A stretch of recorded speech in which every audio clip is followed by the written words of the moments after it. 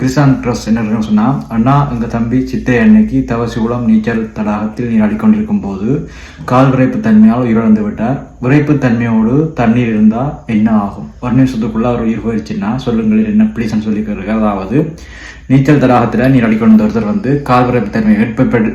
கால் விரைப்பு தன்மை ஏற்பட்டிருக்கு. அந்த கால் விரைப்பு தன்மை ஏற்பட்ட பிறகு ஒரு நிமிஷத்துக்குள்ள அவர் உயிர் போயிருக்கு. இதுக்கு என்ன காரணம்னு சொல்லி கேட்டிருக்கார். இதுக்கு பிரதானமா ஒரே காரணம் அவற்றை இதய துடிப்பு நின்று போனதான். இந்த இதய துடிப்பு நின்று போனதை 3 வழிகளில் சொல்ல முடியும்.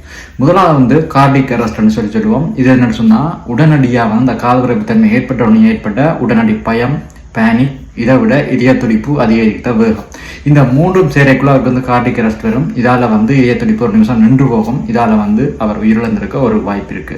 அடுத்தது வேகஸ் நர்வ். கால் விரைப்பு தன்மை ஏற்பட்ட உடனே அவருடைய உடல்ல இருக்கிற வேகஸ் நர்வ் ஒரு ஷாக், ஒரு அதிர்ச்சியை பெறுது. இதன் காரணமாக இரத்த அழுத்தம் அப்படின்றது மிக சடுதியா கீழே குறைஞ்சு போகுது.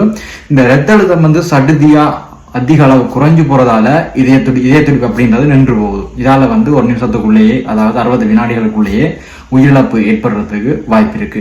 அடுத்தது இதயத்துல எலக்ட்ரிக்கல் ப்ராப்ளம் ஏற்படுறது. இப்படியாவது திடீரென்று கால் விரைப்பு போல ஏதாவது சீரியஸா வரைக்குள்ள, இந்த கால் விரைப்பு அப்படின்றது சீரியஸா வரைக்குள்ள உடல்ல இதயத்துல எலக்ட்ரிக்கல் ப்ராப்ளம் ஏற்படுது.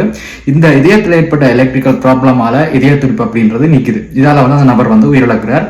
இதயத்துல ஏற்பட்ட இந்த எலக்ட்ரிக் ப்ராப்ளத்தை தொடர்ந்து மசில் கன்ட்ராக்ஷன் வருது. உடல்ல மசில்ஸ் கன்ட்ராக்ஷன் வருது. அது பாக்குறதுக்கு கால் விரைப்பு போல தோன்றினாலும் அதுக்கு பின்னால் இருக்கிறது அப்படின்றது இந்த இதயத்துல ஏற்பட்ட ஒரு எலக்ட்ரிக்கல் ப்ராப்ளம் தான். அதால இதய துடிப்பு நின்று அந்த நபர் உயிரிழக்கிறதுக்கு வாய்ப்புகள் இருக்கு.